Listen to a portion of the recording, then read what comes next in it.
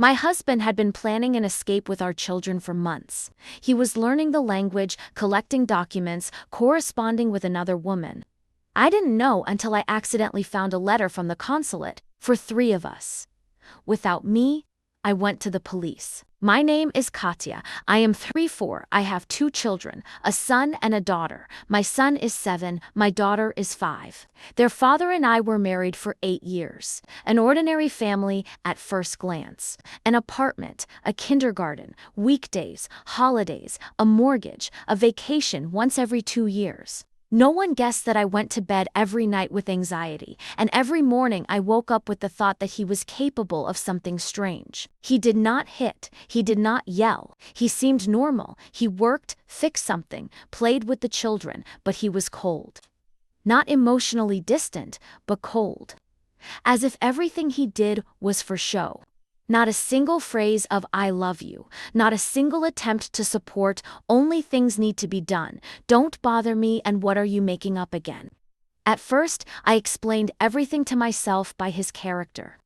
Like, not everyone knows how to show feelings. He is different. The main thing is that the children are well fed, alive, and safe. I adjusted. I stroked them. I carried everything on myself. But at some point, he began to change his habits. He began to learn English, in courses, in the evenings. He said, to improve. Then he started a Telegram chat, which I had never seen before. Then one day, by chance, I saw a message from some woman. In English. Something personal. At first, he said it was just a conversation. Then, he began to get nervous when I asked. At some point, he began to treat the children strangely. He said to his son, "Would you like to live where it's summer all year round?" He told his daughter that her mother would soon become angry and would not let us in. At first, I did not understand what he was talking about. And then it dawned on me, He was preparing them to escape. He did not speak openly, did not shout. He just built it into conversations, as if they were going with him, and I was not.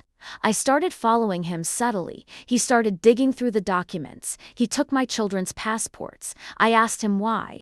He answered, "I was just checking the expiration date." But I remembered that he had never been interested in this before. Then one day he dropped papers from his backpack, visa applications, for himself, for the children. For 1 adult and 2 minors. I saw my signature, but I didn't put it. From that moment on, I realized, this is not a fantasy, this is not just fear, this is real. He is going to take the children away, and not to the dacha, not on vacation, but forever, without me. I didn't talk to him. I went to school, to kindergarten, warned everyone. I said, don't give the children to their father unless I call personally. I contacted a lawyer. I found out that I can temporarily file an application to ban the children from leaving the country without my consent. I did it. I filed a lawsuit. They started the process. And all this time, he acted as if nothing was happening. He joked, read books to the children, cooked but I saw how mentally he was no longer here. How he lived there, where everything was according to his scenario, where I was not. Then there was a day when everything happened. He said, "I'll take the children for a walk."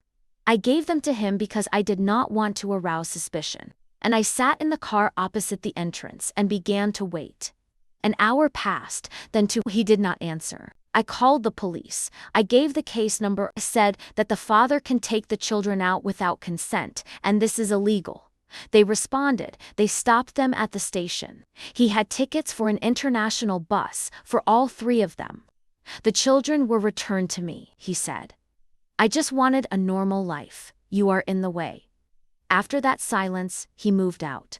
I tried to get partial custody through the court, but the court left everything in my name. He has limited rights to visit, and even then, under supervision. Since then, I have not left the children without supervision even for an hour. My son has a beacon in his backpack. I have an alarm button on my phone. Sometimes I think I'm paranoid, but then I look at them and think, it's better to be safe than to wake up one day in an empty apartment. He did not ask for forgiveness. He did not admit guilt. He thinks that I ruined his plan, that I am evil, that I did not give the children a chance. And the worst thing is that the children do not understand what happened. They remember how dad wanted to take them on a trip. And sometimes they ask, when are we going to fly? And I do not know how to tell them that on that trip I would never see them again.